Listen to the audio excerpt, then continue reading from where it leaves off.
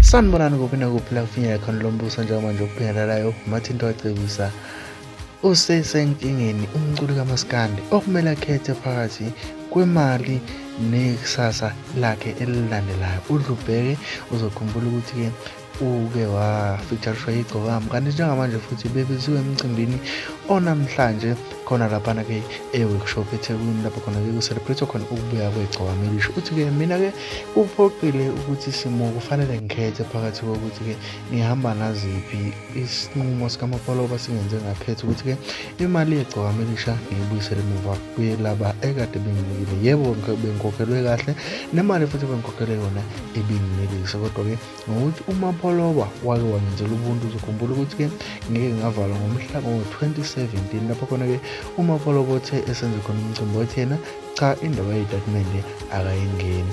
Okucaca khona ukuthi-ke impi yegcokama elisha noMapoloba isaqhubeka. Okucaca khona ukuthi uMapoloba akafuni ukubona into ephathelene negcokama iya phambili noma ithandwa ngendlela ebukekayo. Igcokama elisha uzokhumbula ukuthi namhlanje lenzelwa umcimbi woku-celebrate ukuthi-ke libuya phesheya kwey'lwandle lapho khona-ke liqashe abaculi abaningi. Okujabulisayo ukuthi-ke kuyavela ukuthi nomcimbi uliqiniso, awuzami ukuthi u-impresse abantu ngendlela ecinezelayo. Osekuphatha kabi nje ukuthi-ke uGay usekhombisa ukuba ingane manje. Impi le useyithatha uyenza iqiniso, akasayenzi yona igame. Kanti-ke uDlubheke uphumela obala ngokuthi-ke umuntu omenze wabuyisela imali emuva uyena-ke uGay umfokangcobo. Imibukiso-ke yonke siyiphethe efaniswa ney'thombe lapho khona-ke uDlubheke eveza isinqumo esifana nalesi sokuthi-ke imali kube sekuphoqa ukuthi ayibuyisele emuva ngoba-ke uMapoloba isinqumo akasithathile besimprovoka yena uqobola, kanti futhi-ke besizomenza ukuthi neminye iminyango ingavuleki.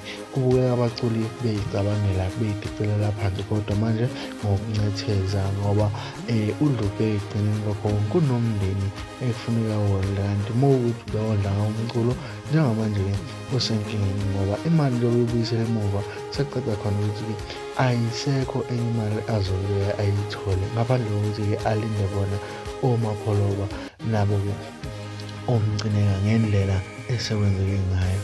Kubuhlungu kakhulu okwenziwa uyena-ke uMapoloba kwigcokama elisha njengamanje sekucace khona ukuthi-ke inzondo le ingeye eqiniso, kanti-ke asiyiboni into etheni ebikade idala ukuthi-ke igcokama lingathandeki ngale ndlela. Singazi-ke okungale okufihliwe. Uzokhumbula ukuthi igcokama belingekho impucuzeko, kanti futhi lahamba ngosuku lwangoLwesithathu ukuya phesheya kwey'lwandle. Impucuzeko izoba ngesabatha-ke laphana eMabhida. Umthandeni ubese-United States lapho khona-ke kuthiwa ise-UK.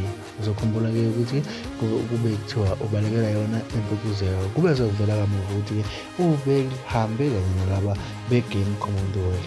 Mina-ke nginguzuzwana kwaDludla sengiyayidida inkundla, ngikuthanda ubhubhu.